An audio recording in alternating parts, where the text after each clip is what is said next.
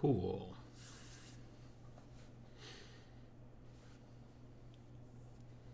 All right, cool. There we go. Looks like everything's all set up. Glad that those of you who are here are able to make it for this particular episode. I'm just trying to fix the chat window thingy and scooch some things to where they need to be.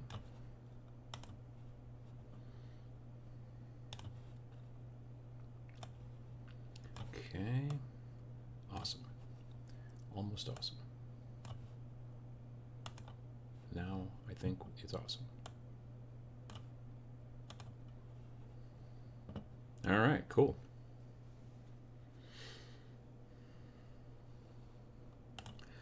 Well, I hope all you irregulars are doing well, and I hope that everything is going good on whatever day of the week it is in your neck of the woods. It's Saturday here, noon. I know in some places it's probably already Sunday, so I hope that you guys are having a good time. So, yeah. Let's see.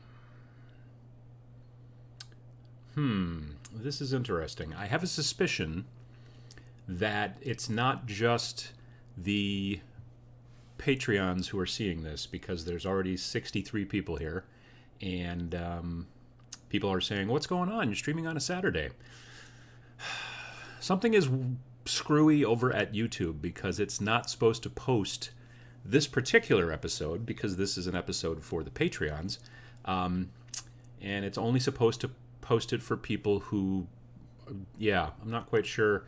I'm assuming it's spreading this around and putting it out on regular channels, and it's not supposed to be doing that. So yeah, that's interesting. I'm assuming you guys must have seen some sort of email. I went into the settings and set everything to be private, and evidently that's not cool. It's not working anymore, so that's interesting. Anyway, I don't know why notifications, it shouldn't be doing that. Yeah, so anyway, for those of you who are finding this, and this is normally something that I do for patrons, the people who are the irregulars, the people who are at the $4 level, and usually do it once a month. And it's usually the Saturday that is closest to the 20th of the month. So those of you who are seeing this live will see it live, but I don't think that this will show up for people who don't catch it live. So it won't show up in the normal listing. So those of you who've been notified, that's good. I appreciate it and everything. But people who are the patrons will be able to watch it later on. So I'm going to have to figure out what the problem is and why that keeps, because it happened last month. A couple of people caught it.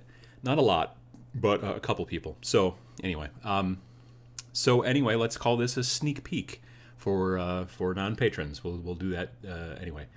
I'll also be doing a live show tomorrow where I'll be talking about this. I'm going to talk a little bit about Shadespire, because Games Workshop sent me a copy yesterday. I got it.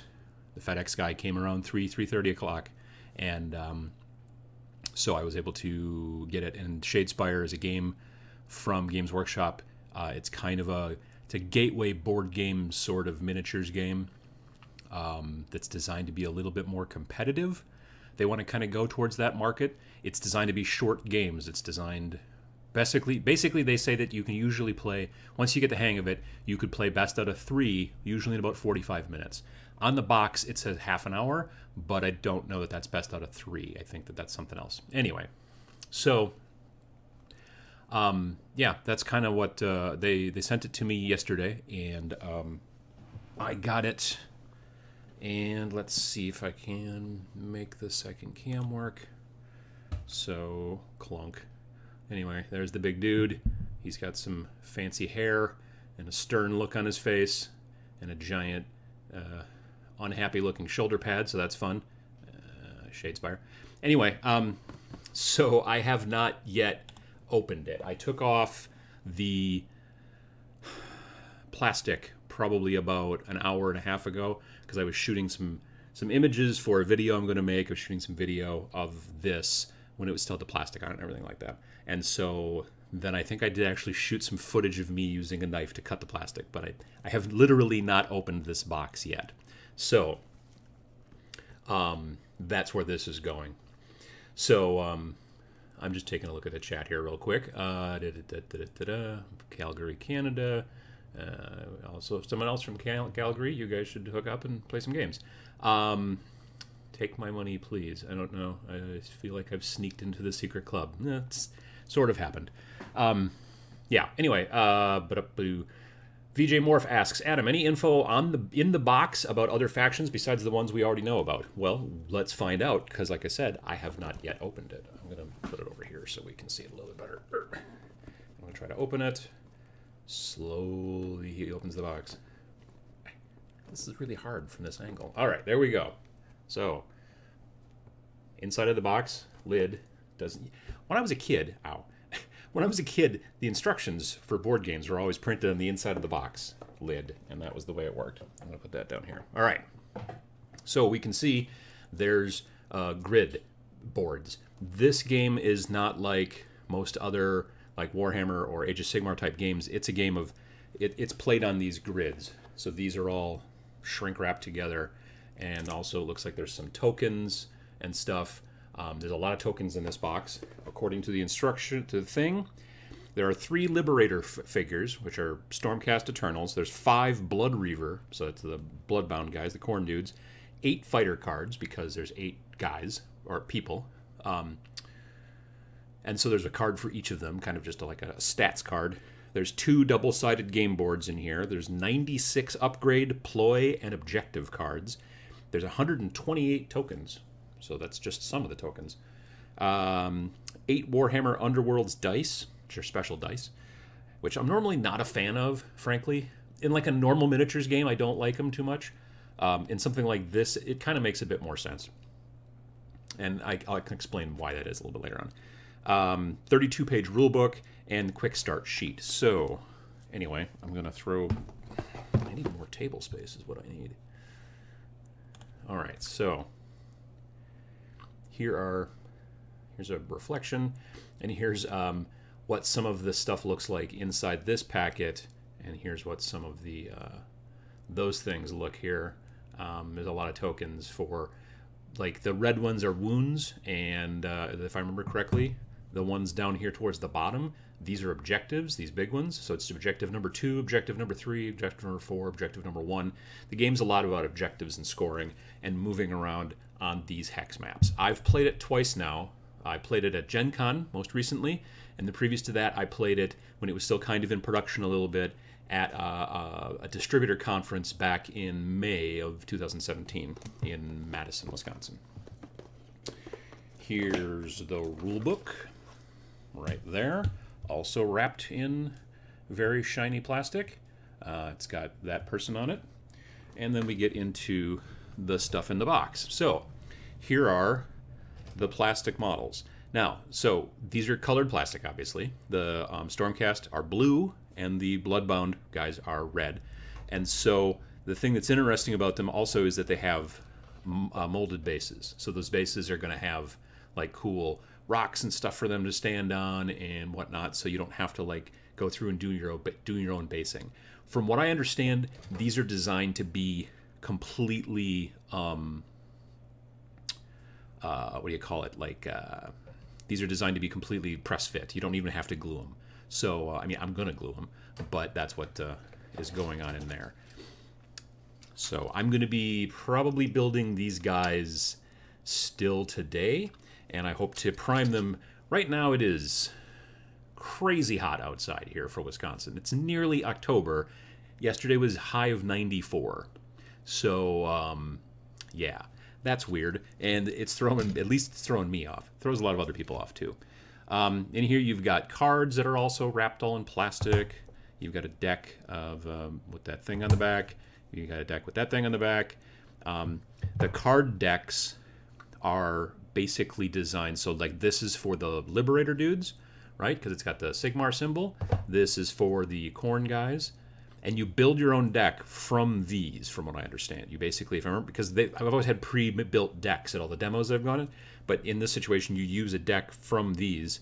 So from what I understand, I was having a conversation with this at the store yesterday, it's not like, say, X-Wing, where you use the cards from this ship to put in this ship, and then that makes you buy more cards. You know what I mean? At least as far as I can tell, it's not like you're going to buy a different factions set. Like, let's say when the Oryx come out or Death comes out, which are the two next factions that they've talked about, there'll be smaller boxes, and it'll just be, you know, Orcs, along with the models for Orcs, which I'm assuming will be in green plastic, and the Death guys will be in like a cream or bone-colored plastic. And then there will be the cards for each unit, and then the decks. And I don't, because the symbol is on the deck, from what I understand, you can't mix and match. You know what I mean? So it's not designed that way. And then these are the ploy cards and the objective cards and stuff like that.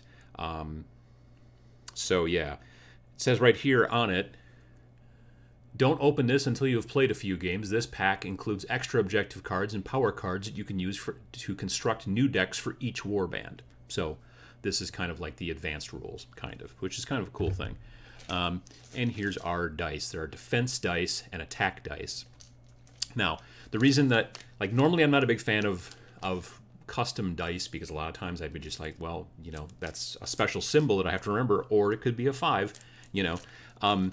With these, like, this symbol here, okay, means that it would be a hit if you're, or, I'm sorry, those I think are defense dice. So in this situation, it would be a defense, but only, and I'm trying to remember this from the last time I played back on, well, in, you know, mid-August, actually. It's been over a month since Gen Con. Anyway, this would only be a defense if you had 2 defenders who are also helping you.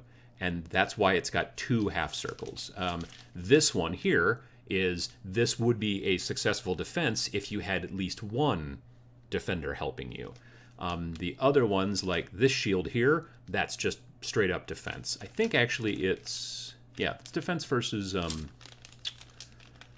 pretty sure the white dice are attack dice, and the other ones are defense dice, because you've got axes and you've got swords and you've got, well, that symbol right there. If any of you have ever played Blood Bowl, that's kind of a reminder right there. Oh, neat. They give us a lot of extra baggies, so we can put all of our tokens and stuff in. That's always nice. I kind of like that when they do that.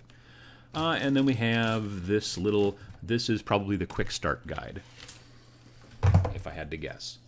So this was just the beginning, according to our quick start guide.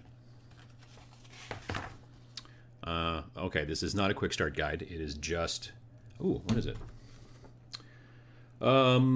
Okay. So what this is basically here is, this is an ad for Age of Sigmar, which totally makes sense. This game, and a lot of the other stuff that Games Workshop are doing these days, is designed to get you into the regular game. This is why I'm telling people that this is a gateway game. It's a different kind of gateway game to some degree, but it's a gateway game nonetheless.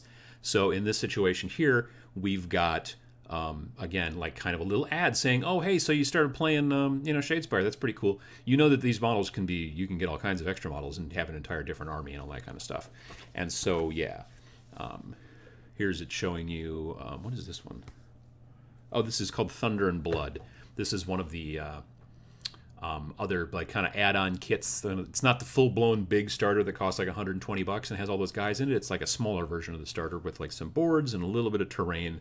It's a lot of this extra stuff that they're doing now to go through and get more people into the game, which they've never really done in the past. In the past, it was always really about, well, you either play 40K or you play fantasy, and you have this pretty steep learning curve, and that's where you're at. Where'd I put the... Oh, underneath.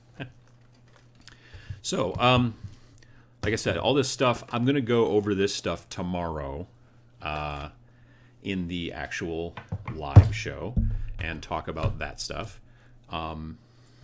Yeah, that's pretty much where that's at. But I just wanted to show you guys kind of first look. So like I said, those of you who are Patreons, if you're watching this now as a recording, you're able to see it. Those of you who got a notification and got in here, this is, like I said, normally I do it once per month. I do a video chat live thing like this directly for Patreons. Something's going screwy with YouTube where it's notifying people even when I tell it not to notify, because I have a link in Patreon for the people who do that, and that's how they find it here. But anyway, so that's where it's at. So the trick is those of you who are watching it live probably won't be able to see it later on, or people who didn't catch it live, they won't be able to see it later on because it won't be listed in the thing. Anyway, that's what's going on. So now you're looking at a gray screen. I apologize. There we go. So yeah, I'm looking forward to building and painting those guys. Like I said, there's 8 guys in the box, and my plan is to use poster putty and paint sticks. I'm going to put the 5 Bloodbound on one, and I'm going to put the 3 Stormcast on the other. I'm going to paint the Stormcast. So the trick is that, and this is interesting, the 3 Stormcast in there, which there are 3 of them. One of them is a woman. I can't remember the names that are in the cards, but I plan on. I have a Stormcast army. It will be my 3rd army eventually. So the thing is that I did not originally plan on making them the normal, like, blue and gold kind of normal Stormcast kind of scheme. But I was like, all right, well, maybe we will go with that gold color. So I don't know, because the thing is that these models, from what I understand, they will make War Scrolls so that you can use these models in regular Age of Sigmar, which I think is, again, a smart move, because you're trying to, if you're telling people, hey, you bought Shadespire and you're enjoying it, you can play this other game which has got a whole bunch more stuff going on. That's great. The thing is, if you then said, oh yeah, but you can't use any of those models in that first game, well, that would be kind of dumb. So if you say, yeah, and here's the free rules on how to, boom, makes a lot of sense. So anyway, let me see here. Someone just asked a question about Valhalla. Jeremy Herndon said, are you planning on bringing it to Valhalla this year? Would love to try it out. I was thinking about that, actually, and I may. I might have to fit it in my luggage. We'll see how it goes. I'm planning on bringing to Valhalla this year. I'm planning on bringing Age of Sigmar army. Hopefully, if I can fit it, maybe even the 40k army, my Chaos army, 1,500 points. And I'm thinking about trying to bring this as well. So we'll see how it goes. But yeah, definitely. Let me see. What else other kind of chat stuff have we got going on here? Where are we at? Okay. Looking at time.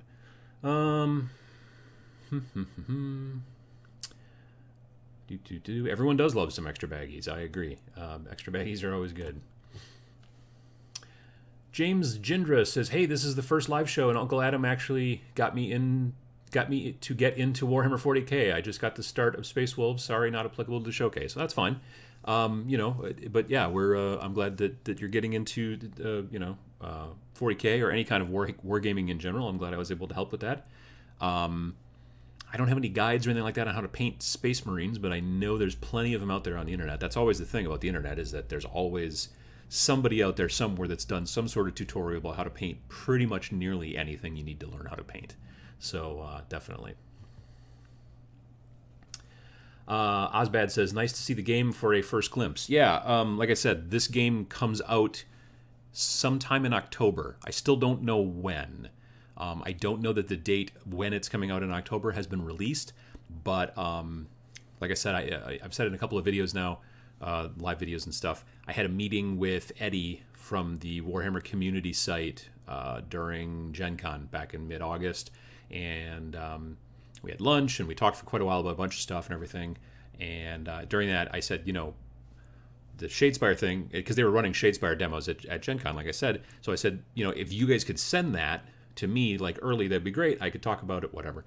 And so they said, yeah, that's cool. But normally they send stuff like a week early. They said because they've been talking about this game so much already and they've shown so much of it on the community site and all that, he's like, we're hoping to send it a lot earlier. So I didn't know it was coming until it showed up on Friday, actually. So that was kind of a nice surprise. Osbed says, I like the idea of this game, but I generally don't seem to enjoy deck building as a concept. It will be interesting to see how this plays.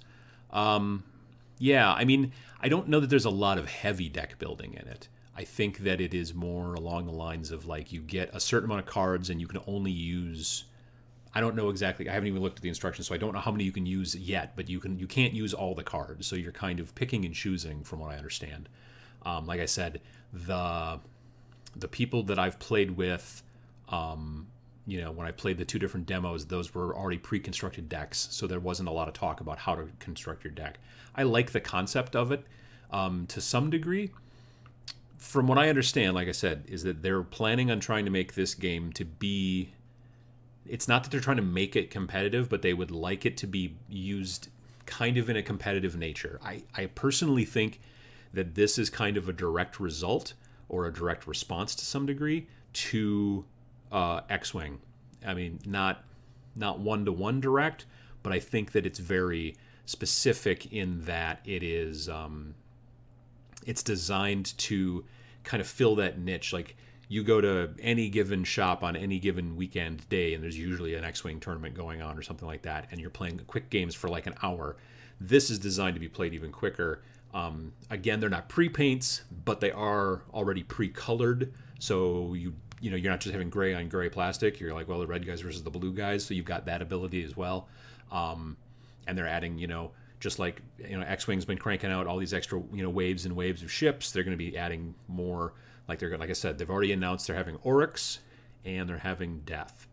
The Death models, and the thing that's cool too is that none of the models are just like, oh, we'll just repackage these ones that we've already done. They're all new sculpts. The Death sculpts, and I don't have access to them right now. They're really super cool looking, and as a person who likes to play Death as well as Chaos, I'm really interested in that. So yeah, I'll definitely be picking those up. I don't know if I'll pick up the Orcs or not, but I'll definitely be picking up the Death group warband. I'm not sure exactly what they're calling them there. So yeah. The miniatures paintbrush. Are you going to play Shadow War at Valhalla? Potentially, yeah. I'll probably, if I can bring the right models, I would definitely bring the book along too. For those of you that don't know, Valhalla is a wargaming retreat that happens in Utah. There's a Kickstarter that happens every year for it, and people basically get into the Kickstarter and they pay to have the what do you call it? They pay to get the rooms. You could do like, there's bunk bed rooms, there's private rooms with private bathroom and the whole deal. It's this humongous, gorgeous 25,000 square foot log cabin outside, about an hour and a half outside of Salt Lake City in Utah. Beautiful country. Really, really nice. I went there last year. I was invited as a guest, a celebrity guest or whatever. But yeah, it's run by Wargamer Girl and her husband. So Miranda, Wargamer Girl, she's also a YouTuber, mostly talks about War Machine. She and her husband started, well, they picked it up. It was originally started by Blue Table Painting. So Blue Table Painting started doing these Valhalla weekends because they're based out of Utah, so it was kind of a slam dunk for them. Miranda and her husband are based out of Arizona, I think. No, New Mexico. Albuquerque, I think. Anyway, so when Sean from Blue Table wasn't really going to do it anymore, there was maybe like a year or two where it didn't happen, and then Miranda and her husband Tommy wanted to pick it back up again. And so Sean from Blue Table is still attached to it. Like, he brings most of the terrain and stuff like that. But it is about 40 people roughly overall in this huge log cabin for a week, and you get fed, breakfast, lunch, and dinner, and you just play war games pretty much just most of the time. So yeah, I'm looking forward to that, and that's coming up very soon. Actually, I'm leaving. I think it's the October 2nd. No, October 7th to the 12th, I believe, or maybe something like that. So it's coming up soon. Let's see here. What else have we got? Just out of curiosity, what would be the total cost, rulebook, codex, and models to build a competitive 40K army? No idea. I can tell you that the rules book is $60. Most codexes are about 50-ish. So you're about 110 there. And then to build an army, if you wanted 1,500 points, depending on where you go, gosh, I don't know.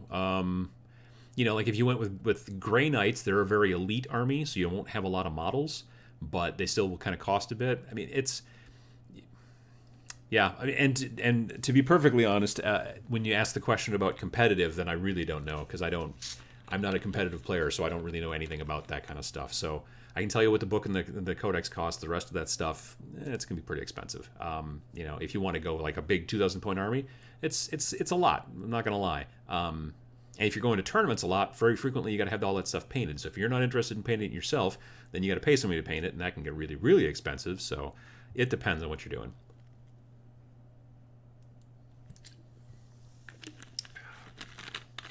So let's see here. The Eightfold Path. Had any games with 8th edition with a codex yet? If yes, do you think that they're keeping bloating at bay?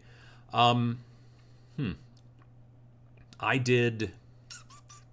I've played a game or two now since the Chaos Codex has come out, and there's not a ton of changes to from the Chaos Codex versus the what do you call it, the index that came out initially.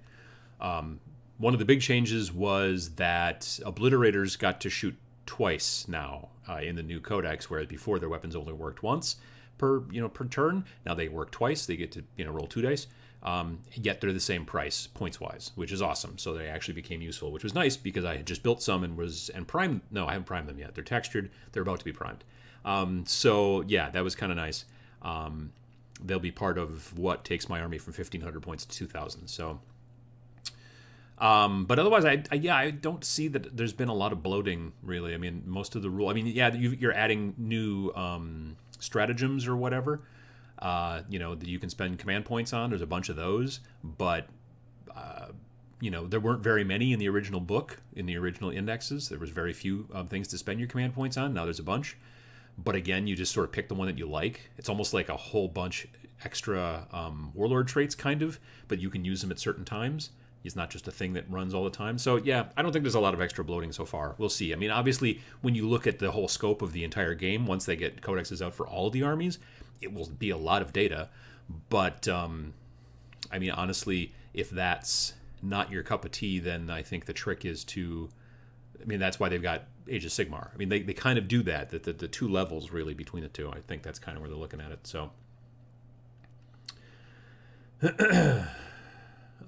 Let's see here.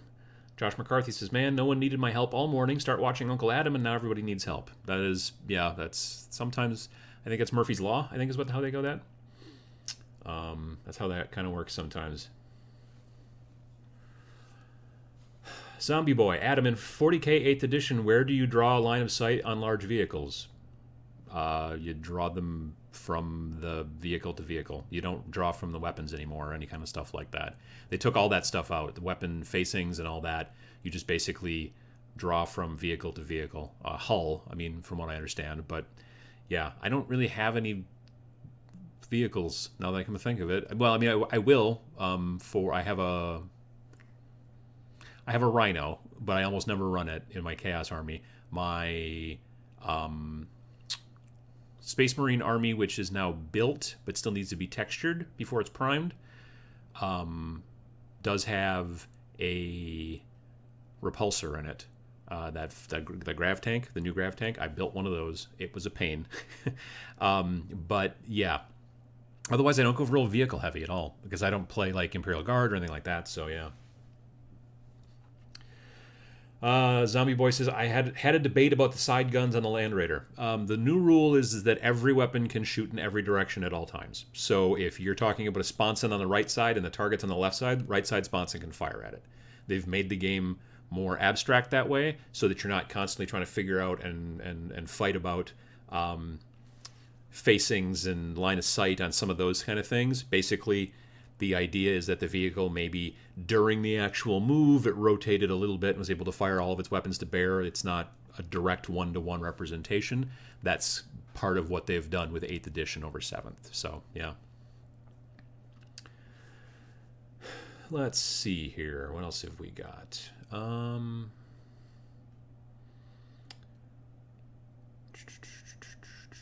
Because the rules are a la carte, the bloat is cut down, says VJ Morph. That's very true. The idea basically is that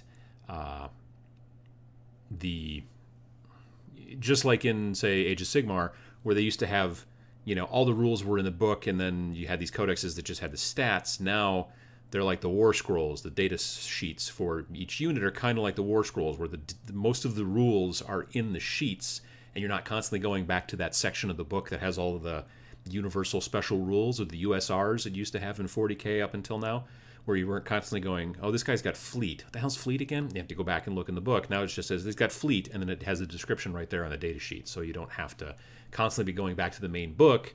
You have the information in the data sheets. And because of that, they don't all have to have the same kind of fleet. You know what I mean? Like, they as the designers can say, well, this unit has this thing which we'll call this, and it's like fleet of old.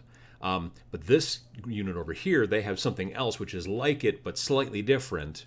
And so because we have the information on the thing, it makes you sort of focus on your army a little bit more and not focus on the main rule book as much, which is why the main rules, the main core rules for 40K are like, I don't know, 10 pages, 12 pages, something like that. So, yeah. I mean, the advanced rules about special kind of terrain and things like that, those all add more pages, but the main rules have become trimmed quite a bit down. Again, like Age of Sigmar, where the main rules are 4 pages. So, let's see here. Rastaman says, I was sorry that 40K 8th didn't go to alternate activation. Would have preferred it to be built that way from the ground up, though I understand why they didn't do it. I gotta say, I do wish that the activation was a little different in 40K. I wish that the activation was a little bit more like bolt actions or Conflict 47. I like that concept of, you know, reaching into a bag, pulling out a die. Oh, it's one of yours, so you get to activate somebody, and then you reach in again and go, oh, still another one of yours, you get to activate. You know, I like that. Now, partially, it seems as if I like that because I'm not a competitive player. Competitive players like to be able to plan a lot more. They like to be able to say, okay, the reason that I'm doing this is because I know that they've got to go again, then I've got to go again. And in Age of Sigmar, there's a lot of people who, I've talked to a lot of people who do not use the rules in Age of Sigmar, where at the beginning of every turn you get to roll initiative again to see who goes first. They just go at the beginning of the game, they roll it once, and then they just alternate back and forth, back and forth, back and forth. Your turn, my turn, your turn, my turn, your turn. You just keep doing it that way. The rules as written for Age of Sigmar say at the beginning of every turn you roll 2 dice, which means that you might have gone last in the previous turn, and then you get to go first in this turn, which means you get to go twice in a row without something happening. I like that because it adds some randomness and adds some, I don't know, it just makes the game a little bit more fun because you're kind of, I got to make sure. Whereas sometimes in 40K, I'm like, well, I know that they're going to do this and this in the next turn because they get to go again before I do, and there's no chance for me to maybe get that guy out of the way. Whereas, you know, anyway, it's just not my cup of tea necessarily. I still enjoy 40K, don't get me wrong. I just do wish they would have done something a little bit different. They made so many other changes to the game. I do wish they would have done something a little differently with the activation. So, yeah. Jacques Carlson says, it needs to be 16 pages. It's missing a lot of rules. Well, the rest of all those rules are in the actual rule book. So if you buy the main hardcover book, all the rules are in there. It's just that if you go and download the free PDF, the core rules, just to see how it is and stuff, I mean, those core rules are not designed to be really a playable set. I mean, you can technically play on those core rules, but if you want all the rest of the good rules and all the information and stuff to play regular games, then you need to buy the book, and all the stuff's in there for that. So,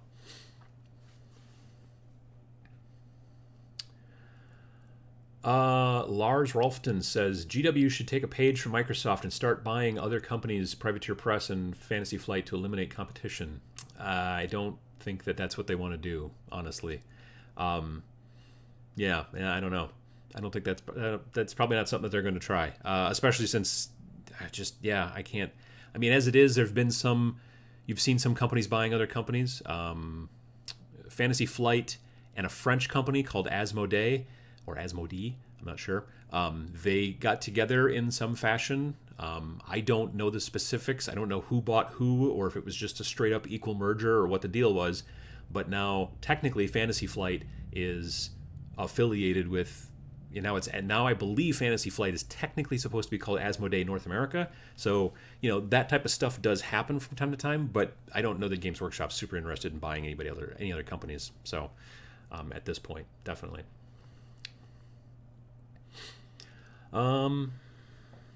Let's see here. Rastaman says, I agree with you, Adam, but the epic Armageddon style of activation would possibly deal with that competitive issue for those players. No. I don't know. I don't know anything about epic. I mean, I know roughly. I know it's it's a lot of Titans and stuff, and you're playing with very small figures in comparison. But I never played epic, so I don't really know much about the activation style of that game. So, Rastaman says that Asmodee bought Fantasy Flight. Okay. Let's see. Paint Sanctuary says you can use a hobby knife, sandpaper, or files for mold line removal. No need for one specific tool. That's very true. I have a tendency, personally, myself, to use hobby knife for getting rid of mold lines, but I do have some very small files. It depends, though. I don't use the files that frequently. I generally use the hobby knife. And, and also I have one of those little... it looks like a thing that you use on your nails, like an emery board, but it's spongy. It's like 2 layers, like when I was a kid, emery boards were just a double-sided sort of like piece of sandpaper, like as a stick, and you used them on your nails. Now they have like a very thin layer of like squishy foam inside, so that they give a little more give, maybe? I don't know. But they make those... They make them, obviously, you can buy the ones that you use actually on your nails, like at beauty salons or whatever. But I see ones that have much different coarseness. You've got like a coarse set, you've got a really fine set, an ultra fine or extra fine or whatever, and you buy those at hobby stores, and those work really nicely too on certain things if you can get them into the spot, But they work real nice for. I use them a lot, especially on vehicles. I use them a lot on vehicles. So.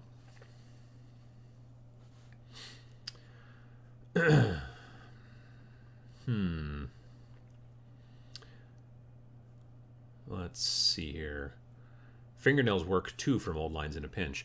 Honestly, I do use my fingernails quite a bit. Like a lot of times what happens is that I get rid of the mold line mostly with the hobby knife, and I get in there and I scrape it mostly, and then I usually use my thumbnail, and right now I don't have a lot of a thumbnail, but I use my thumbnail and then I just rub it along that same spot just to make sure it's as smooth as possible, because sometimes the hobby knife can make like little stutters or even little scrapes that you maybe don't want, and as long as you get most of that mold line gone and then you just rub over it with your thumbnail, I've found that works actually really well. Yeah, I do actually use my thumbnail quite a bit for that kind of stuff. That's interesting. Dr. Deathbed says, ahoy hoy, I'm new to miniatures and wanted to say thank you for your help. Your videos have helped a lot. Well, great to hear. I appreciate it. For those of you who are just joining us, this is a non-standard live show in that this is actually a patrons. This is a patrons only show. So I have a Patreon account, which I've talked about on and off a little bit here and there in the videos. And normally once per month, I have a live show that's designed just for patrons. And I put a private link into the patron area of the Patreon website. And this week or this month, it seems that either I missed a click somewhere or YouTube just decided to send out a notification. So that's why many of you are currently, you got some sort of notification saying there's a live show, and so you've showed up. And so you're welcome to be here. Don't get me wrong. I'm not saying that. I'm just saying that this is not standard. I'm still doing the live show, the Every Other Sunday show tomorrow. But normally this is a show for patrons once per month, usually on the Saturday closest to the 20th of the month. I try to do a live show for patrons only. And so, and they can go back and look at it, and watch it later if they missed it, or they can come in and just chatting and stuff like that. And there's fewer people, and so I can be a little bit more one-on-one, that kind of thing. So, anyway, if you're interested in supporting the channel, you can always go look at Patreon, which is spelled Patreon.com. Patreon.com/Tabletop Minions. If you go to the YouTube channel page, there's a link up at the top, and there's links around. But if you find it and you're interested in supporting the channel so I can buy a better webcam or whatever, that kind of stuff and things like that, go to more shows and report from these shows and things like that, maybe go to a show that you're going to, that kind of stuff, that's really what I use the use the support money for, is to be able to buy better equipment and to be able to travel a little bit more to shows and things like that. I'm going to the Las Vegas Open in late January, which is in Las Vegas, strangely enough. Yeah, so I'm going to be going there and giving 2 seminars. I'll be also talking and meeting, greeting and stuff like that, but I'm going to be doing 2 seminars about how to do YouTube, how to do all this. One's going to be more technical in nature, and it's going to be about photography in general and videos and editing and microphones and all kinds of stuff like that. And the other the other seminar is going to be about more branding, marketing, strategy, stuff like that for your YouTube channel. So if any of you guys are going to the Las Vegas Open, I think it's the 26th to the 28th of January, I will see you there. And that's one of the things that helps, that I'm able to do because of the support from the patrons. So like I said, again, this is normally a patron-only video, but YouTube probably changed something, and so that's why it was sent out as a notification. So those of you who are seeing this live and aren't patrons, you know, it's like you're welcome or whatever. Sorry, I'm a little dry. Let's see, what else have we got? Chris Dessert says, Uncle Adam, have you ever taken a look at Firestorm for Age of Sigmar? I don't have an AOS group and I'm very jealous. Looks like a great campaign system for groups. I've not looked at it directly yet. I've read a little bit about it. I need to take a look at it a little bit more because I'm interested in the campaign thing. The problem is that right now I know a bunch of people who play Age of Sigmar. Well, I know a bunch of people who are interested in Age of Sigmar. I only know a few people who currently right now play. A bunch of them are like, well, I'm working on my army, or, well, I'm trying to figure out if I want to switch armies. And so there's a little bit of that going on. Or like, well, actually, I want to play 40K, or I'm playing, you know, X-Wing or whatever. But I've got, like, at my local store, there's at least 3 or 4, maybe 5 guys I can think of who have purchased stuff and are in the process but aren't quite there yet. But we talk about it. The amount of people that I know that are actually playing, sadly right now, is a little bit, well, at least at our store, the store that I go to, is a little bit less. So I'm, like, actually I have a game scheduled for later on today, and I'm looking forward to that. But it's a guy that I play with pretty frequently, and so yeah, we'll, you know, otherwise, so my point is that a campaign like that with maybe just like 1 or 2 other people, I don't know how good that will be, how Firestorm will be with fewer people, or if it needs to be played with a larger group. So I want to kind of get a hold of that as soon as I can, but I haven't had access to it yet. So the Miniatures Paintbrush asks, will you be going to PAX Unplugged? I will be there and would love to meet up. We were thinking about it. Actually, my wife and I were, because it's held in Philadelphia and her sister lives in Philadelphia. But it's looking now like that very probably won't be working this year, sadly, because of a thing with my wife's job. It's not a good time for her to go, and so. But I would love to go potentially. Like, if they're gonna, I don't know. I've not heard if PAX Unplugged is gonna hop around. You know, year to year. Origins, which has been in Columbus, Ohio for 20 plus years now, used to travel the country. The Origins convention is a big, you know, general tabletop gaming convention, kind of like Gen Con, but not as big. But it used to be in Denver one year, and then Chicago another year, and then this, and then the first year that I went to Gen Con, back when Gen Con was still in Milwaukee, which was 25 years ago, that particular year, Gen Con and Origins were in Milwaukee at the same time, and they actually just had them in the same building. So it was a sort of crazy kind of like mixed together of 2 conventions.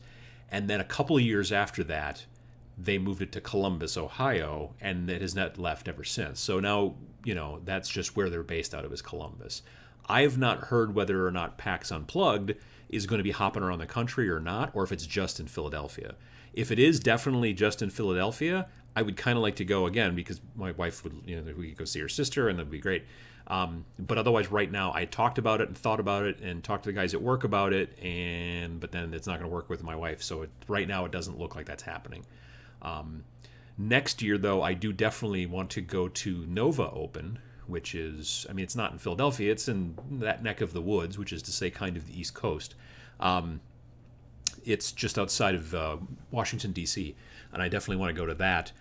The reason I didn't go this year is because it was only a couple of weeks after Gen Con, so it didn't work out. But since I don't really have plans right now to go to Gen Con next year, as I've mentioned before, that's kind of probably where I'm going to do instead. There's still a slim chance I'm going to Gen Con next year, potentially for my day job, but I don't know yet. So that's kind of where we're at. Let's see. I recently found out that the Las Vegas Open is an absolutely great way to convince your wife to let you go to Vegas unsupervised. Okay, well, that's a good thing to know. I've never been to Vegas. I don't like gambling, and I've had friends be like, "Well, that's okay because there's lots of shows." I'm like, I don't particularly like shows. Yeah, so I'm going to be getting in there Friday morning, and I'll be at the convention till Sunday afternoon, and then I'm flying straight back out. Like, I might leave the building at some point. It's at Bally's Casino and Hotel, I think. I think that's at Bally's. So yeah, as long as if there's food in the hotel, I may not leave. I don't know. Vegas has never been a super interest to me, so that's one of the reasons why. Like, I'm going because I want to go see the, you know, and give seminars and do that stuff. I was invited actually by Frontline Gaming. They said, "Hey, can you come and do some seminars if you're interested?" And I said, "Yeah, I'd love to." So I'm looking forward to that. But the other stuff that's other Vegas things I'm not necessarily into. So, yeah, definitely. Let's see here. Kusa asks, "Hi, Uncle Adam. I'm new to the hobby, and your videos have helped a lot." Well, I'm glad to hear it. I'd like to ask, what do you think of the new Necromunda, and if you'd recommend it as a gateway game? I don't know a ton about the new Necromunda right now. There's the Shadow War Armageddon.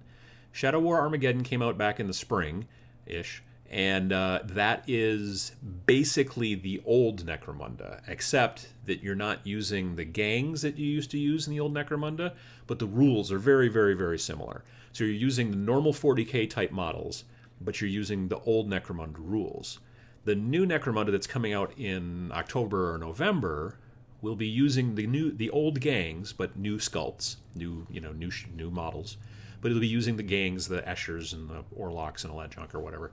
But it's going to be using a totally new rule set, probably based more off of 8th edition, not so much off of 2nd edition or 3rd or whatever, which is what the original Necromunda was.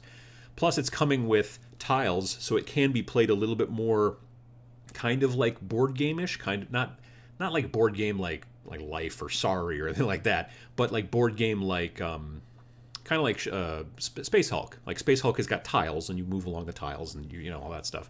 But from what I understand, it's also going to have stuff in it so that you can play. What am I trying to say? It's going to have stuff in it so that you can play as a like 3-dimensional game, and you can have different stuff and like actual, like without having to have a hex or grid map. You just use tape measures and all that kind of stuff. I don't know much about the rule set yet, so I can't really say a lot, but it's designed to be, again, it's another thing that Games Workshop's putting out there that's going to be designed to be another like entry to the hobby. You're going to have these models, which are going to be, they've already showed off some samples. They look great. They are designed, the game is designed so you can be playing it like, like I said, on a grid board. But as you grow with the game, you could then be like, well, I'm going to make a cool piece of terrain that's like 3-dimensional and has like, and then, maybe you'll go from there. So yeah, I think it's going to be interesting that way, actually. So it would be definitely, I would say, probably a pretty good gateway game. I have not, like I said, seen the rules, so maybe the rules won't be real great, but I have a suspicion that they'll probably be pretty good because, again, like I said, it seems like it's a vector to try to get people in. So,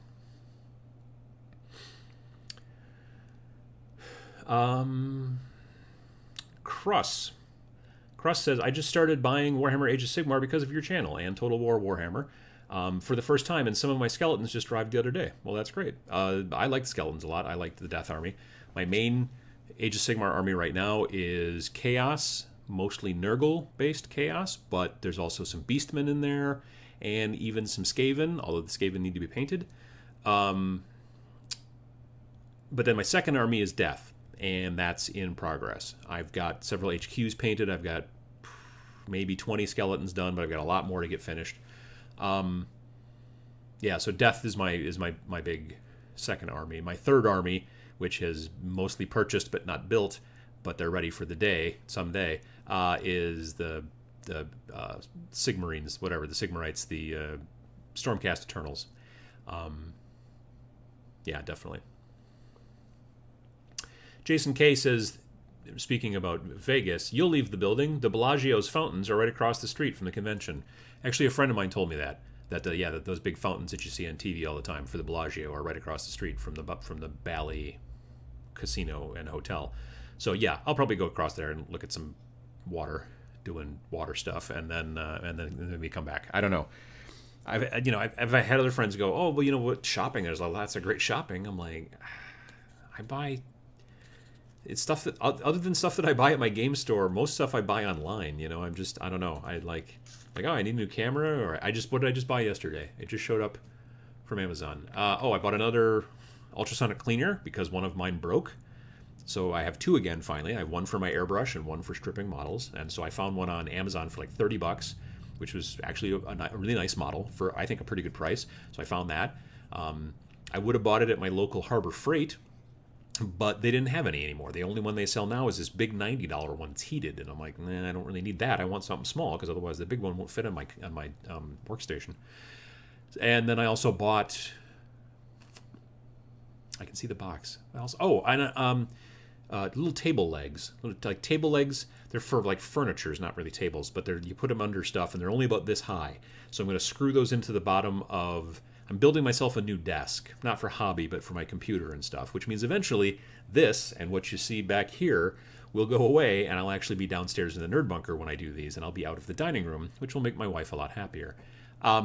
So I have these IKEA cabinets, and then I'm going to put a table across it, or like a tabletop across the top, but I didn't want the cabinet sitting flat on the floor, so I found these short little legs on Amazon, and that you can adjust the bottom because the floor in the basement's not great.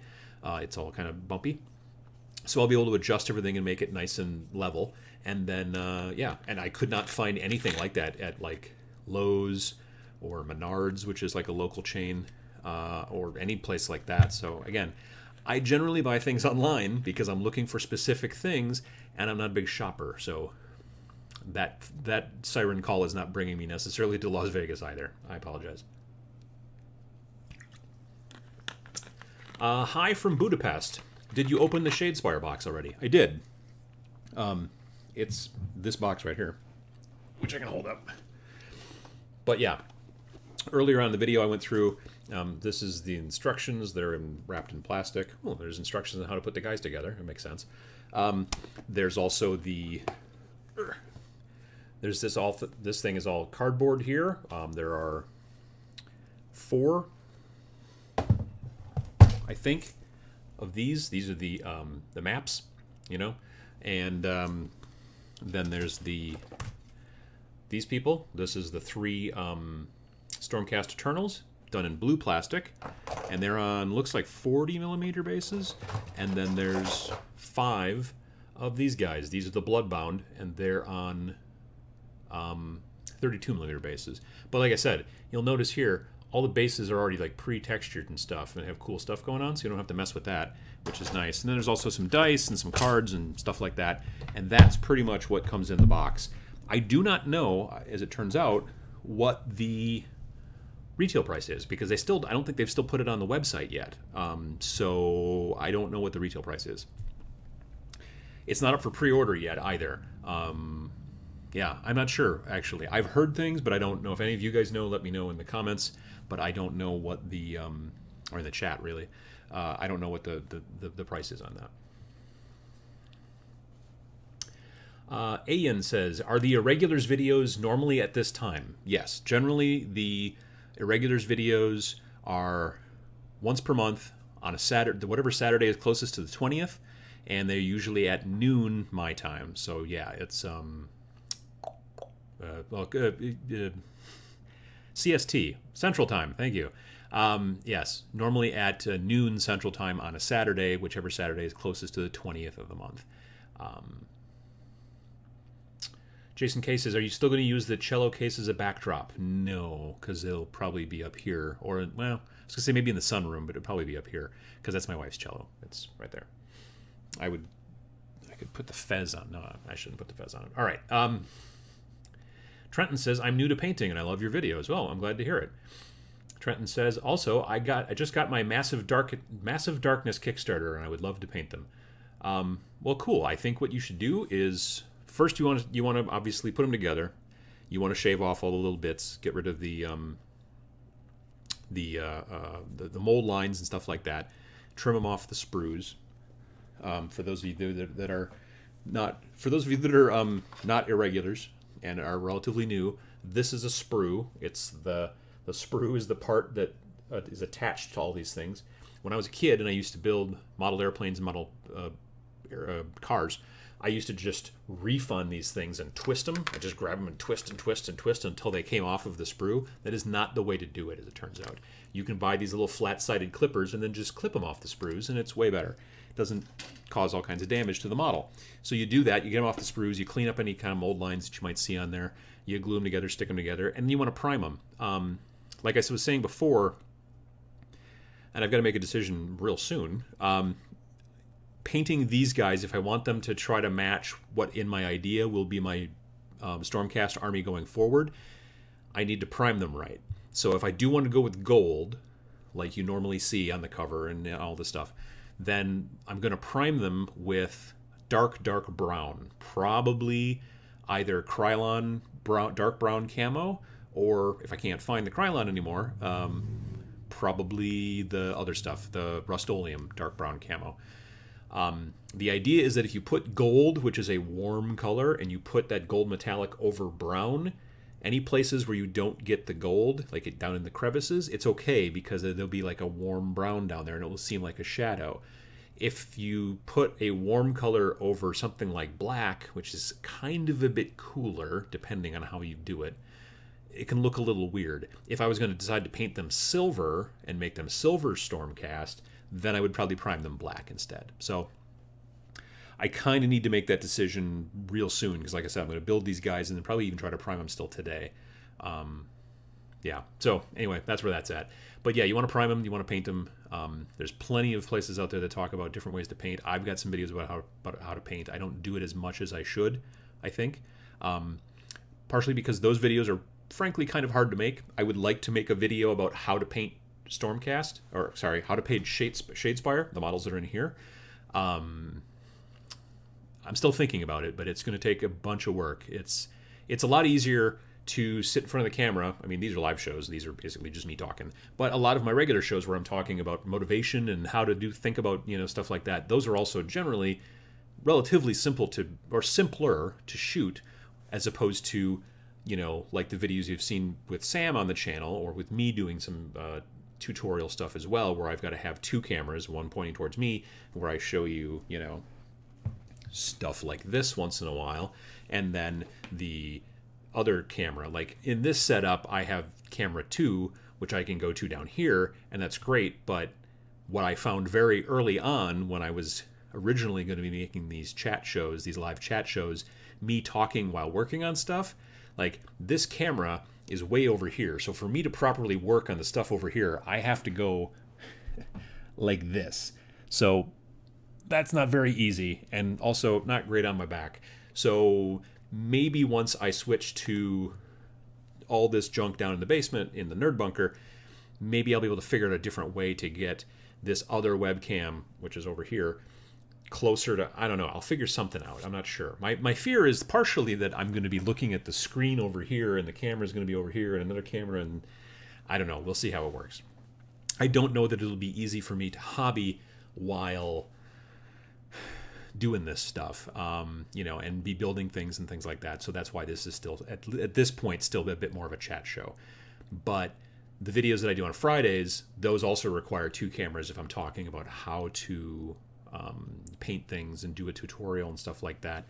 And it's a little bit simpler because I'm not using webcams, I'm using much better cameras, and they have zoom lenses and things like that, so they can be kind of a bit out of the frame, but still shooting down this way. So I'm holding a model here, and I'm shooting that from over my shoulder, kind of, so you can see it. But anyway, this is the behind-the-scenes stuff that very frequently shows up in the Patreon-only Irregulars show.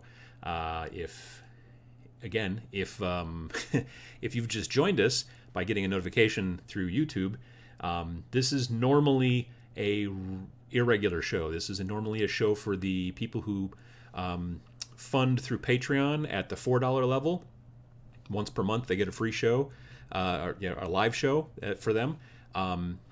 And so normally that's about 25 people or so who are watching it live. Right now there are 239 people watching it live because today YouTube decided to sort of send this out to everybody, even though I'm pretty sure I clicked all the boxes saying that it was supposed to be private. So anyway, let's just say that this is a freebie kind of irregular show for those of you who are not yet patrons. If you're interested, you can go to patreon.com/tabletop minions. If I would have known that I was doing this today, I would have made like a little graphic I could click on to pop up that would say, oh, and have the thing, but I didn't know that. So anyway, the type of stuff that usually happens in the Patreons, the show, is because there are fewer patrons, so fewer viewers at any given time, so the chat's not kind of screaming by so quickly, and so I can answer questions a bit more directly. But we also talk about things behind the scenes of the channel and like what's going on and stuff like that. Anyway, that's it. Fancy Llamas. That's a fun name. Opinion on Shadespire.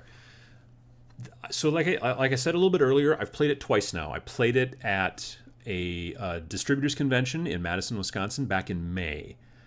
I was given a demo by a Games Workshop employee, and his name was Cole. I think his name was Cole, and he was American. He was not one of the English guys, but there were English guys there at that same convention. And I think maybe I was just in a bad mood or something. Like at the time, it was a weird night, and I was not in a great mood, and he was a really super nice guy. I was playing against another guy. He was like kind of officiating and telling us what we needed to do. I think I was playing Korn, and I just didn't quite get it at the time. And I was like, I don't know about this. Admittedly now, it was also still in prototype phase. Like they did not have finished stuff yet. So I don't know if that was part of the problem, but I don't know what it was. I was just kind of like, at the time, I was like, I don't know about this. I think it was also because I didn't quite understand what they were going for. I was looking at it more from the idea of Age of Sigmar. Like this was almost like supposed to be the Age of Sigmar skirmish game, which is a completely different thing. It has since come out. I was looking at it differently. I was not realizing this was more of a competitive, kind of quick and easy, not even easy, but quick and competitive, strategic kind of board game, miniature game hybrid. And so when Eddie gave me a demo at Gen Con back in mid-August, and we played through, I think, almost all the way through a full game, then it made a lot more sense to me, and I started to see like, oh, okay, all right, I'm getting this now. And the ideas behind, like I said, it comes with these hex boards that you play on. But the trick is the hex boards don't have to, each of them is double-sided. So you can pick which side you want to play on, and it has different areas where you can put the objectives. But the boards don't have to go together perfectly equal. Like the hexes have to line up, but you could put, like one person could put the board down here and the other one could slide it like way over here, which means that the only way to get from this board to this board is through kind of a very small kind of place where the boards are touching. So that basically makes like a bottleneck. So you can kind of design things based off of where the objectives are, where you're planning on putting the objectives, what kind of strategy you've got, maybe what your cards in your deck have. There's a lot more depth to it, I think. But again, it is designed to be sort of a quickie, sort of fun game that gets you in the mindset of playing kind of competitive sort of games. And then hopefully you'll go, oh, well, I've got these cool models now. Well, maybe I'll just buy 6 more boxes of models and a start collecting box and then have an entire Stormcast army or whatever. That's the idea, at least. But I think this is not just like a starter box for Age of Sigmar. Like you see a lot of those other ones, which are great. They're just different size starter boxes. This is its own separate thing, but from like what I said earlier, I've heard, or else they've actually even said it, I think, on the Warhammer community website, they basically were like, okay, yeah, we're doing, we're going to make war scrolls for the figures that are in this box. So that's really cool, because then the guides that are in the Shadespire box, you'll still also be able to put, you know, into your normal army if you want to do that down the road. So Dirks074 says a freebie once in a while should help you grow your Patreon. Well, you know, actually, that's not completely untrue. That's, I mean, that's not a bad idea. I don't know. I've had several people ask me recently why I don't push the Patreon as much. Like I talked about it when I first launched it back in February. And I guess I don't want to be one of those channels, you know, that's constantly harping on it. And I appreciate all the support that I've gotten so far. It's been beyond what I thought, and it's been great. So yeah, I don't know. I do probably need to mention it maybe just a little bit more once in a while, just so people know about it and remember here and there. But I don't want to make a big deal out of it. So yeah, again, like I said, if you've just joined because you've gotten a notification, there was some sort of malfunction over on, and I still think it was YouTube's fault, but it might have been mine. I hope it wasn't mine. So yeah, this was normally a private show for the Irregulars. Uncle Adam's Irregulars is the $4 level on patron support, and I try to do these once a month. So to the patrons, I apologize a little bit that that we've got all this going on. That's not that it's bad, but just, you know, normally we have more of a conversation where there's less than, you know, there's 25 or less people at once as opposed to 232 right now. So, but yeah. What else have we got? Deathstrike says, what do you think about A Song of Ice and Fire tabletop miniatures game? I don't know a ton about it. I know that it is a rank and flank style game, and what that means is that, like the old Warhammer Fantasy, your units are in like these sort of rectangular trays. So you put a bunch of dudes or dudettes, whatever, in these trays, and then you move the trays as a unit. I've never liked that style of game. Other people do, and that's cool. But like, that's why I never played the original Warhammer Fantasy, because I did not like moving my people in those trays, and then as they take damage, I peel them out, and I'm like, okay, well, I just never like that. I like having them be more of an amorphous kind of group, like you do in 40K, like you do now in Age of Sigmar, like you do in Bolt Action, and like you do in most games. I mean, it used to be that rank and flank style game was the way that most historical games were done when they first started. And so this kind of amorphous blob of moving guys around is a relatively new concept in the realm of wargaming, but it's the one that I prefer. So that's why I haven't really looked into the Song of Ice and Fire game from Coolmity. The models look great. Don't get me wrong, they're great looking models. But it's just not my style of game. I'm not a super huge Game of Thrones fan. Like, my wife and I watched the first 4 seasons. We have the 5th season on Blu-ray. We just haven't bothered to start watching it yet. She's read all the books. I've not. I've not read any of the books. So, yeah, that's not a big draw for me either.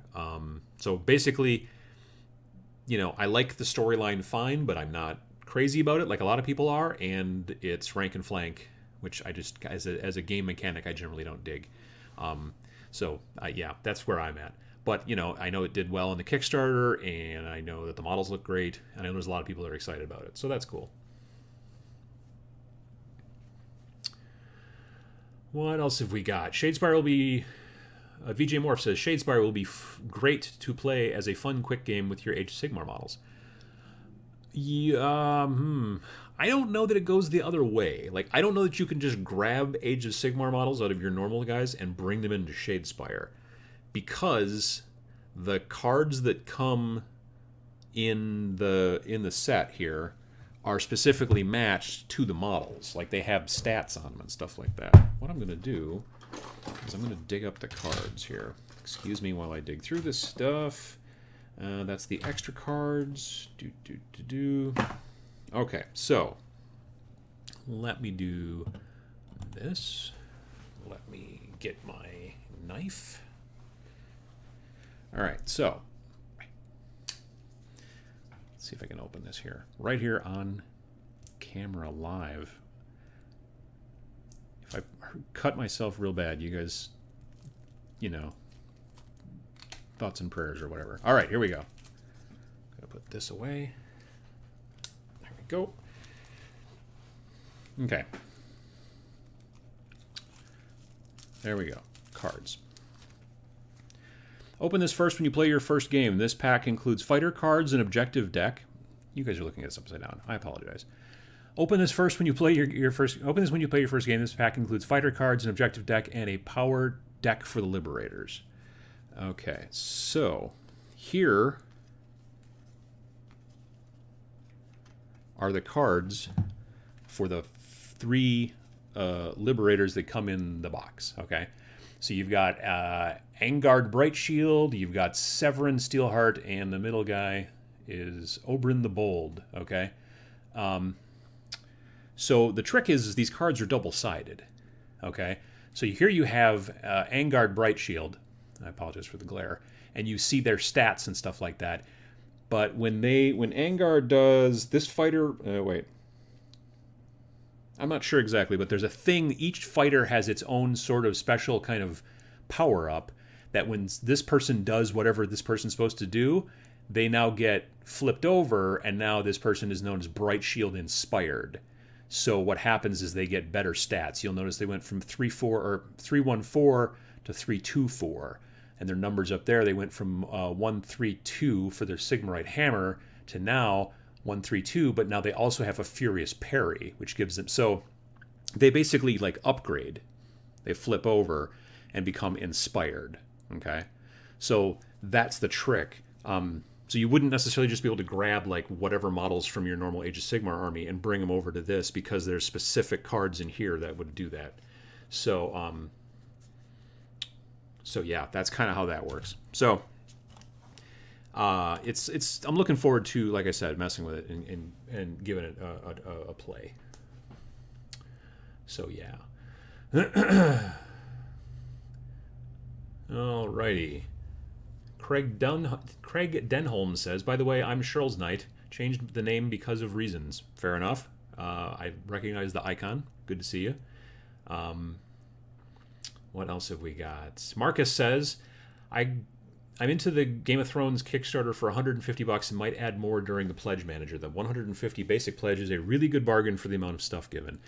Yeah, I mean, there's a ton of models from what I could tell in those levels for that game. Now, for me, though, when I look at a ton of models, I go, that's a lot of stuff I'm going to have to paint. So for me, again, it's the same deal where I'm kind of like, well, I mean, I have bought into Kickstarters before and been like, now I got all this stuff to paint. And I'm not going to lie, I've got some things that are Kickstarters that I purchased quite some time ago that are still unpainted, you know, sitting in the basement, not doing anything. So yeah, that's kind of an issue as well. One of the reasons that I'm really looking forward to, I talked about this quite some time ago, the Giant Killer Robots Kickstarter from Weta Workshops. One of the reasons I'm really looking forward to that game is because, first of all, Giant Killer Robots, that's pretty awesome. But also because the main game comes with the 4 heavy hitters, which are the big robots in each faction. They come pre-painted.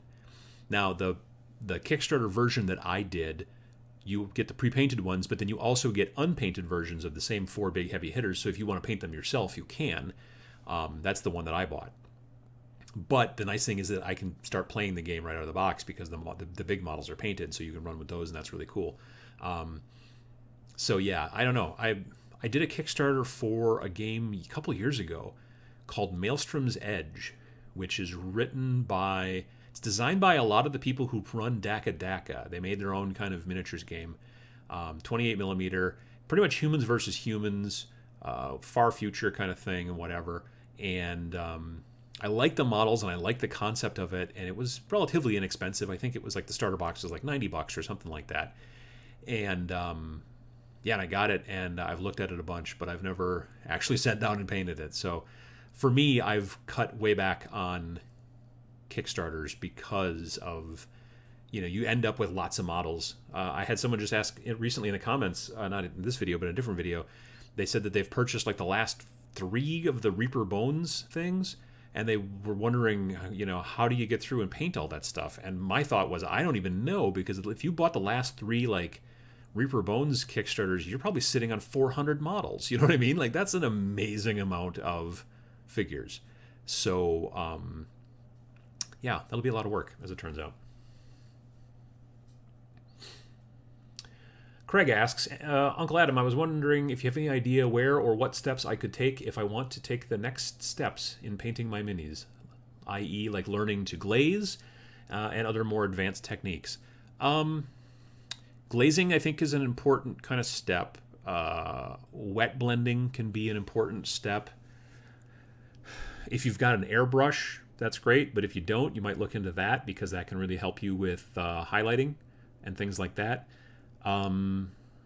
Yeah, that's a good question. The next step. I mean, it kind of depends where you're at now, but generally, glazes, getting into how to use them versus using washes. Wet blending's a big deal. The pros, the people who like paint for competitions, like I almost never wet blend. It's very rare that I do. I did a whole bunch of skeletons a while back, and I wet blended on a bunch of their big tower shields. They were like the more Tomb King type skeletons, where they had those big, huge, kind of rounded topped tower shields. I wet blended on a bunch of those, but it was kind of easy because it was a big flat area, and I wanted to try it out. But in general, I kind of am still a bit afraid of it, and I don't do it as much as I ought to. So yeah, looking into that if you're looking to get more towards display. Now, if you're still sort of starting out and you're trying to get a little bit further, more, you know, closer to what you hope to be tabletop or a little bit beyond that, well, that's a different story. Then there's obviously edge highlighting, and there's you know, even dry brushing. If you do it right, can still look really good. Some people kind of poo-poo dry brushing, but I really use it quite a bit. And as long as you're really good at controlling how you dry brush, you can really get some, I think, great blends and effects by using it. It's not just, you know, slopping it all over the model. So yeah, that's definitely a thing.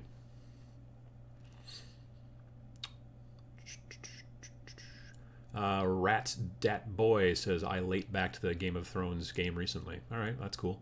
Yeah, like I said, it sold really, really well, and I'm glad that they're doing it. I just don't generally, I'm not a big, like I said, not a big fan of the rank and flank, kind of moving the guys around in a tile or whatever, you know, that sort of thing.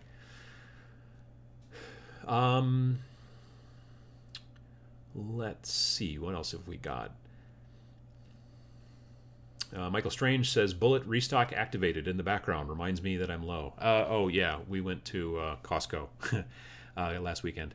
And I was, yes, there was they sell the big bottles of bullet bourbon for pretty inexpensive. And so I got one of those. So, yeah.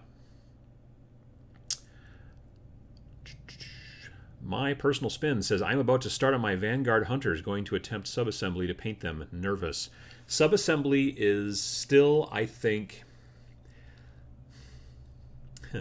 So I did not use subassembly on much of my recent Primaris Marines.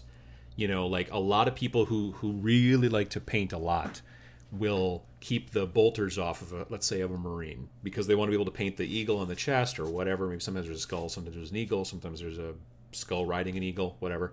And so they take the bolters off and they keep them off and paint those separately, paint them, and then glue it on towards the end. Even though I just did that video recently about, you know, keep your models, you know, unbuilt a little bit because it helps you to not, you know, play them.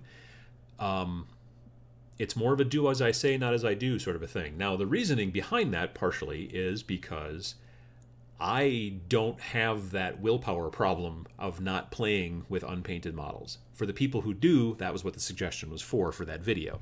If you are like, well, I've got them painted, I might as well play, and then you feel like you never get them painted because you're already playing with them, well, then the trick is don't put them all completely together and use them as sub-assemblies because it will cause you to paint them quicker.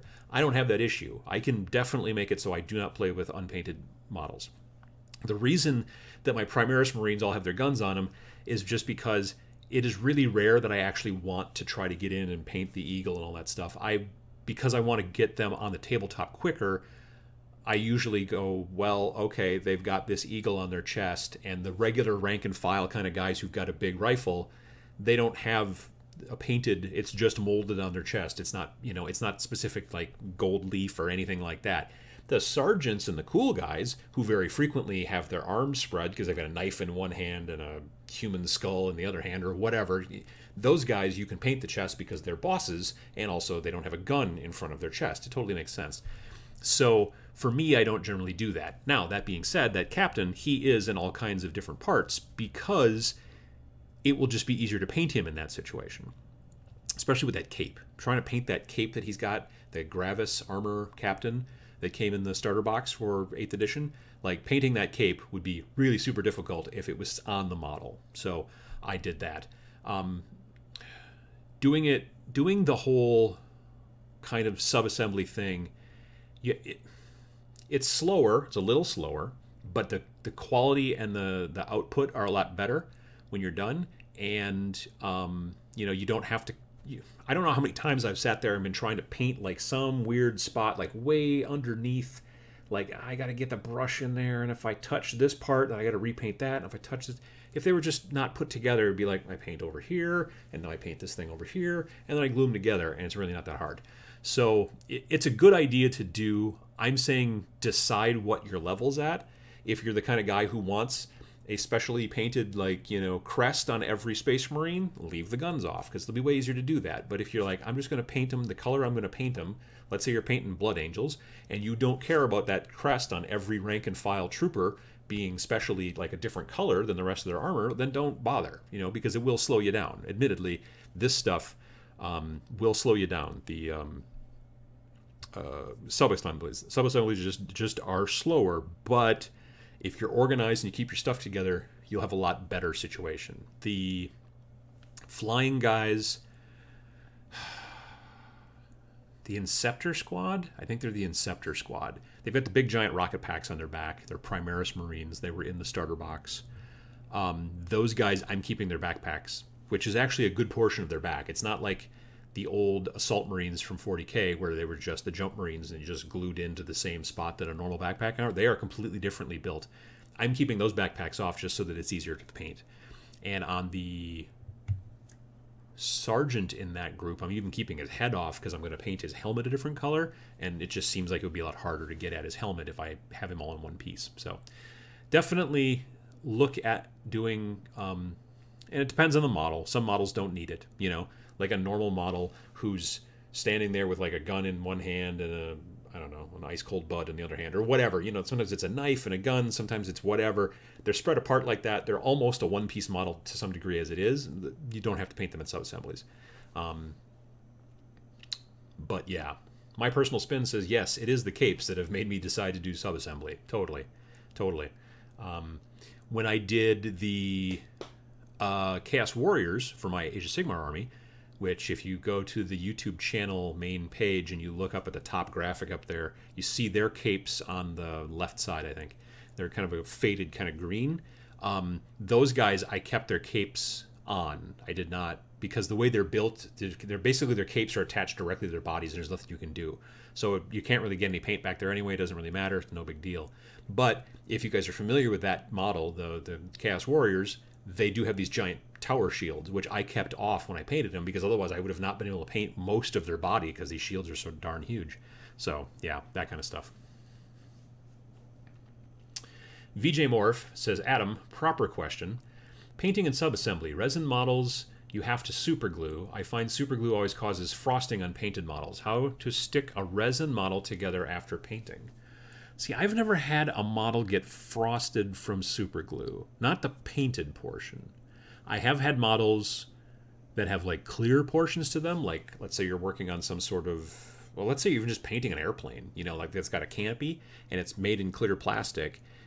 You have to use plastic cement in those situations because the CA glue, the normal super glue type cyanoacrylate glue, the vapors will give off this sort of cloudiness to anything kind of clear like that. If you've ever watched CSI on TV, they take super glue in like a little boat that they make out of, like a little dish that they make out of paper or tinfoil. They pour a bunch of super glue in it, they heat it up, the vapors come up, and then they can see the thumbprint on a side of a bottle or whatever, that kind of stuff.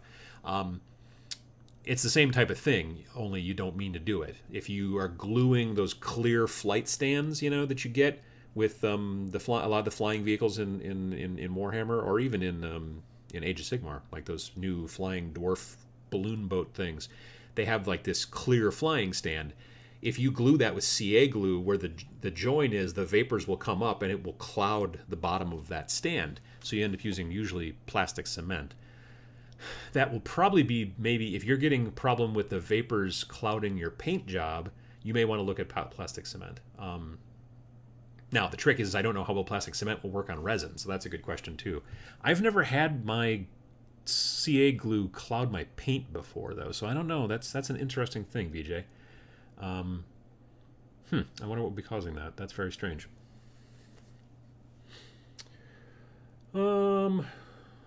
Let's see here. What else have we got?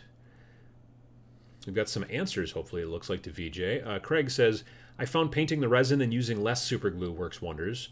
Just glue the pins in a tiny bit around them. Yeah, I mean, that is a problem that I have seen, and I'm not saying, VJ, that you've got this issue, that you may have a different thing, but I have seen plenty of people who, I can see people who, like, you can see models when they've used way too much glue. And you're like, oh, geez, that's a lot of glue. And, you know, and so, but yeah, that's a good question. Gaddis Gaming, yes, this is live. This is generally a show for patrons. I normally do a show once a month for the Irregulars, the patrons at the $4 level and above. And for some reason this month, YouTube has sent out notifications to everybody when I thought I had that turned off, because this is normally but anyway, it's a long story. So anyway, welcome. Glad to see you, Gaddis. This is Gaddis Gaming is Lee Gaddis from Gaddis Gaming. They were at TMX, and they were selling stuff there and running demos of Shattered Crown, which is a alternate history World War I game that they're working on. They are in the middle of a current Kickstarter for tabletoppers, which are these cool foam things that you can put on the edge of your table that you can keep your dice and all your extra stuff in, and also your lovely drink. There's a drink holder that goes in there, and then that way you're not going to spill stuff as much. They also sell like complete full table kind of things like that. But look on Kickstarter for Tabletopper 2, I think. I'm just going to go look it up right now, if I can. But yeah, Tabletopper Kickstarter. Yeah, but I think this is, no, this is the right one. Yep, version 2. Currently at $20,000 pledged out of a $15,000 goal. So congratulations, and you got 7 days more to go. So if you just type in Tabletopper into Kickstarter, you'll probably be able to find it and find some cool, wait, can I do this? Maybe I can do this.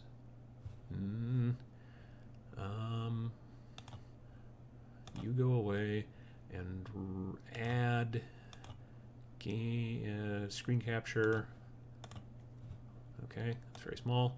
Try to do this on the fly. Normally I have these set up ahead of time, so again, kind of apologize. All right, so yeah, that's the tabletopper. It's these things here that go across. You got a little drink area there. You can't see that. You got a little drink area there. You got places to keep your dice and all kinds of cool stuff. $20,000 currently. Can ship it all over the place, including Australia and the UK and UE and Canada and all that cool stuff. Lots of different options. Lee's a great guy. Here's you can see the big giant foam version with the thing. Put it on a regular kind of table. You're not going to scratch anything up. It's easy to carry. You should definitely take a look at it. Lee's a very good guy. He and his wife, I get to see them usually at Gen Con and AdeptCon and stuff like that. So yeah, if you're into that kind of stuff, that's the type of stuff that you'd be into. Oh, see, now you're seeing that. We're going to go, no, we don't want that. We want that. All right. Now I've lost the chat.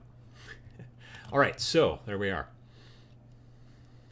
Alfred Hitchcock says, when I have a big giant space marine in my house, my life is full. I don't know what that means. You mean like those ones that are used to be in front of the stores? I would kind of want one of those, actually. Those are pretty cool.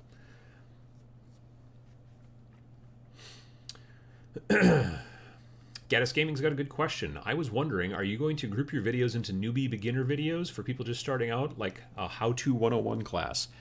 I have kicked around that idea. I think I have a YouTube, what do they call them? It's like a list. I forget what I can't think of the name of it. Playlist. They have playlists in YouTube, and I think that the YouTube playlists, I've got one started, I think, aimed towards beginners, but I need to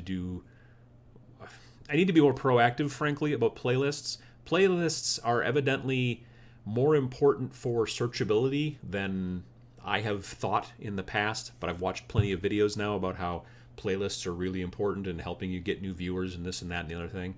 And so I need to look a little bit more into that, because I think it's be a good idea to make a playlist for beginners and then try to like promote that playlist because really, for those of you who've hopefully been paying attention, this channel is very, very much about getting new people into the hobby. Like that's really my mission statement, is I want to show people that the hobby is not that scary to get people into. I'm trying to get new players into the hobby. I'm trying to get new people into it.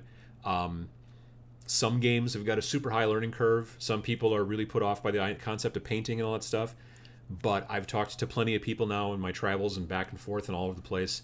I've had people tell me that they watched the videos and they finally decided they were going to start painting, and now they just love painting a lot, and it's like a meditative kind of thing. Like they go to work and they get stressed and whatever, but at night they can come home and they can sit down and they can do some painting, and they really enjoy that.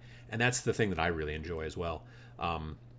This last week has been super crazy busy. I haven't been able to do any kind of hobby all week, and so I'm really hoping to be able to get these guys I don't want to bend that card. I'm really hoping to be able to build and paint these guys pretty quickly, because I would really like my video next Friday probably to show these guys off. So we'll see if I can crank them out that quick. This next upcoming week I don't have as much stuff going on, hopefully, so that'll help being able to give me more time to do that stuff. But like I said, really the main mission of this whole channel is to get more people into the hobby, and to because it's a good hobby. You know what I mean? It does. I find it to be soothing. The building and the painting and the sitting there and listen to podcasts, listen to audiobooks. Just, it's a great way to unwind. I don't know. At least that's me. You may think differently, and that's fine. But that's my plan. That's what I'm looking here to do with the channel. Anyway, it's about an hour and a half since it started. So I'm going to actually put my money where my mouth is and start building these guys that are down over here, and get them primed hopefully still today. That's the plan, at least. There's only 8 of them. Shouldn't take super long. And they're kind of designed to be press fit together and all that kind of stuff. So again, so for those of you who came across the channel or the view here, welcome. This is not a normal every other Sunday show, you'll notice, because it's Saturday. This was a show designed for Uncle Adam's Irregulars, which are some of the patrons. There's a $1 level for my Patreon account, there's a $2 level, and there's a $4 level. And the $4 level, there's a live show, there's special posts and stuff like that happen for the patrons at the Irregulars level. Uncle Adam's Irregulars is the name of that group. And this month, for some reason, YouTube just decided to sort of tell everybody about it, which was interesting. But I welcome those of you who were able to kind of come along and catch it live. I will also be having my regular every other Sunday show live tomorrow at same time, same channel, so 9 o'clock Central morning AM. But yeah, that's pretty much it. So I'm gonna go and start building some little dudes. And a lady as well. One of the Stormcast, she's female. So I'll be doing that, and I'll see hopefully some of you again tomorrow. And I want to thank everybody who came to the show and came by to say hi.